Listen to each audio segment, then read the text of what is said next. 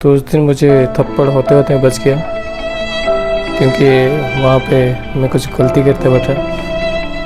चुप, बिल्कुल चुप। हिम्मत कैसे हुई तेरी मुंह खोलने।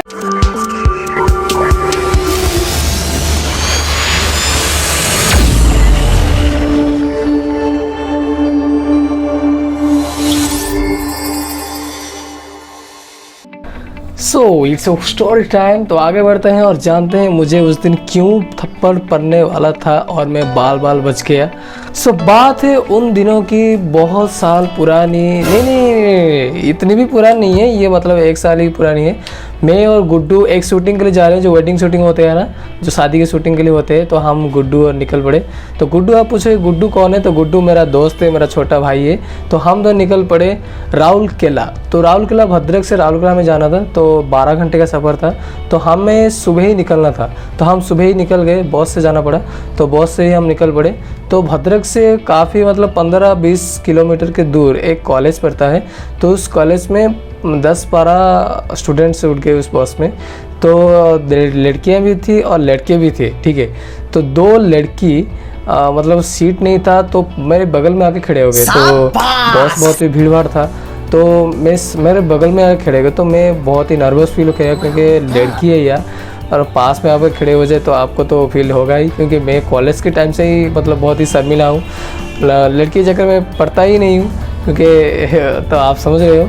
तो मैं बहुत ही नर्वस फील करा और मुझे बहुत ही अनकम्फर्टेबल फील हुआ। तो मैं गुड्डू को कहा कि यार तुम मेरे सीट में आके बैठ जाओ, मुझे उस तरफ बैठना है, क्योंकि मुझे बहुत अनकम्फर्टेबल फील हो रहा है। तो मैं यहाँ पे नहीं बैठ सकता। लेकिन गुड्डू ने कहा यार तू वहाँ पे बैठा रहे, क्योंकि मुझे गाना सुनना है और मुझे झटके के पास बैठना है, मैं नहीं जाऊँगा उस तरफ। तो मुझे यार, मैं सुना कि यार क्या करूं यार, ये लड़कियां मेरे पास खड़ी हैं, और अगर कोई मतलब ब्रेक लगाया बस, या फिर कोई बस में कोई उठा, तो धक्का बज लगने की वजह से वो लड़कियां मेरे ऊपर गिर जाती थी। तो मुझे बहुत और भी ज़्यादा बहुत कॉन्फिडेंट फील होता है, मैं बता नहीं सकता क्या मुझे फील होता था। तो मैं मतलब घबरा कर, इतना नर्वस फील होकर मैं इधर उधर देख रहा था। पहले मैं लटका हुआ था, उससे देखकर मैं कुछ दिमाग में कुछ आया। तो मैंने उस आईडी को ठीक से देखा, तो उसकी नंबर, उसकी पेरेंट्स के नाम, उसके कॉलेज नेम, जब कुछ भी लिखा होता है ना, वो सब लिखा हुआ था। तो मैंने कुछ नहीं किया, सिर्फ उसका नंबर ही नोट कर लिया, जिसकी मतलब मुझे ज़रूरत थी, क्योंकि मुझे भी उसे बताना था कि यार मुझे कौन फील हुआ था जब उससे मेरे ऊपर पड़ रहा था, और तो मुझे बहुत ही ऑकवर्ड फील हो रहा था। तो मैंने चुपचाप उसके नंबर नोट कर लिया, और मैंने गुड्डू को तो बता नहीं सकता ना कि मैंने उसे नंबर नोट किया, क्योंकि आवाज़ आई तो वो लड़की जान लेगी और बहुत ही बड़ा इशू हो जाएगा। तो मैंने क्या किया कि उस नंबर को मैंने टेक्स्ट करके गुड्डू को बताया। तो गुड्डू जब टेक्स्ट पढ़ लिया, तो मुझे बताया कि यार तू अभी मतलब 1 ही मिनट में एक लड़की का नंबर ले लिया, क्या बात है, तुम्हारा तो टैलेंट बहुत ही है।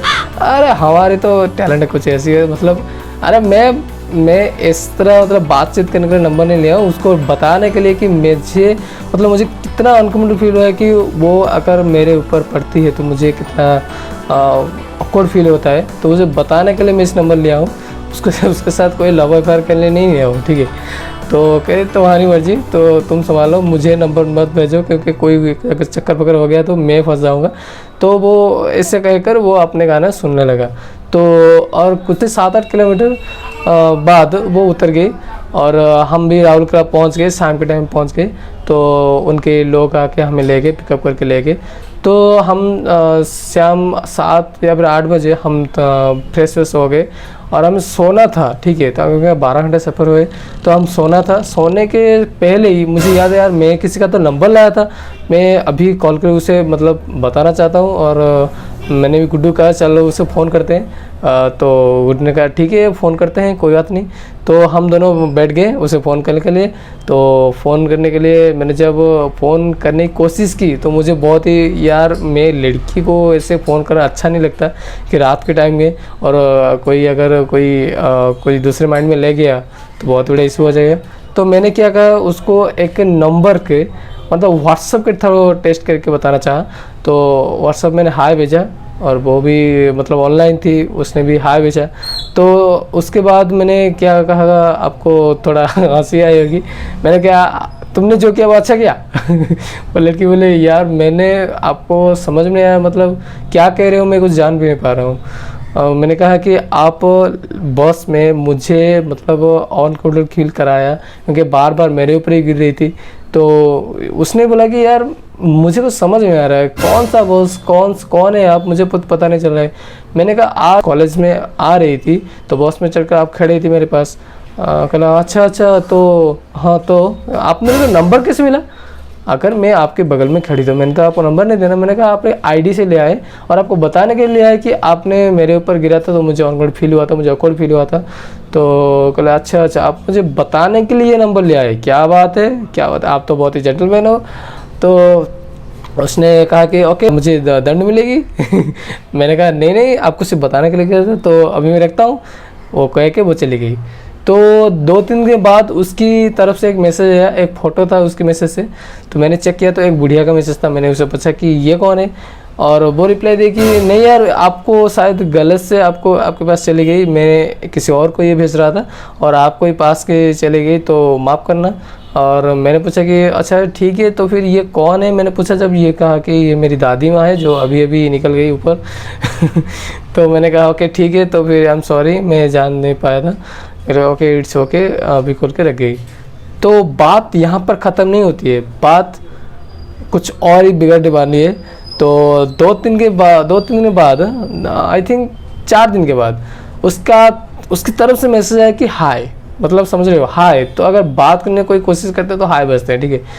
मैंने कहा हाय, उसने वो बोला कि क्या कर रहे हो, समझ रहे हो, मतलब लड़की की तरफ से मैसेज आना कि आप क्या कर रहे हो। तो लड़की के दिमाग तो घंटी बजेगी ना।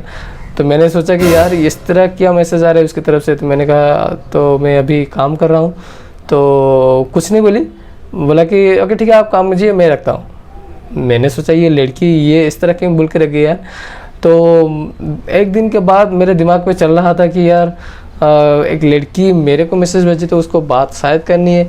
तो मैं क्या करा कि मैं खुद की तरफ से मैंने हाय भेज दिया। मतलब आपको शायद ये जनरल नॉलेज होगा, किसी लड़की अगर आपके ऊपर पड़े तो ठीक है, लेकिन आप अगर किसी लड़की के ऊपर पड़े तो उसकी ईगो मतलब 100 लेवल ऊपर हो जाता है। तो मैंने क्या किया, अगर हाय भेज दिया तो वो सीन करी लेकिन कोई मैसेज का रिप्लाई नहीं दिया, ठीक है, ये वन टाइम हो गया। तो उसकी 2 मिनट के बाद मैंने फिर से हाय भेजा, लेकिन उसकी तरफ से वो कोई मैसेज रिप्लाई नहीं है, लेकिन वो सीन करी ये मुझे पता चल रहा है, ठीक है। तो मैंने क्या कर रहे हो मैंने ये भी लिखा, लेकिन उसकी तरफ से फिर से भी कोई नहीं जवाब दिया। मैं समझ गया कि ये भाई इसको बहुत ज़्यादा ईगो है। तो मैं इसलिए मतलब अभी मैं बहुत ही टेम्पर सा हो गया। मैंने कहा अभी आगे नहीं हम बढ़ सकते, फटाफट से मैंने रख दिया और उसे अनब्लॉक कर दिया, सॉरी ब्लॉक कर दिया।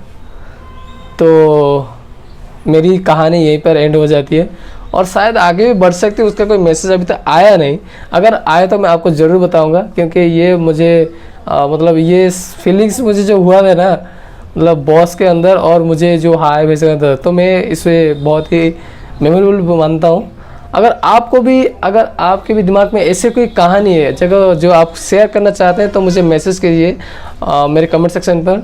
तो ये कहानी आपको कैसी लगी, तो इस कहानी अगर आपको थोड़ी सी पसंद है तो लाइक कर देना, नहीं है तो चैनल को सब्सक्राइब कर देना, क्योंकि ऐसी कहानी इसमें लाता रहूँगा। और हाँ, ये कहानी कोई फिक्शन नहीं है, ये मेरी खुद की कहानी है, मेरे खुद साथ हुआ है, तो मैं ये आपके साथ शेयर कर रहा हूँ। तो रखता हूँ, तो मिलते हैं अगले वीडियो में, तब तक के लिए बाय बाय, जय हिंद।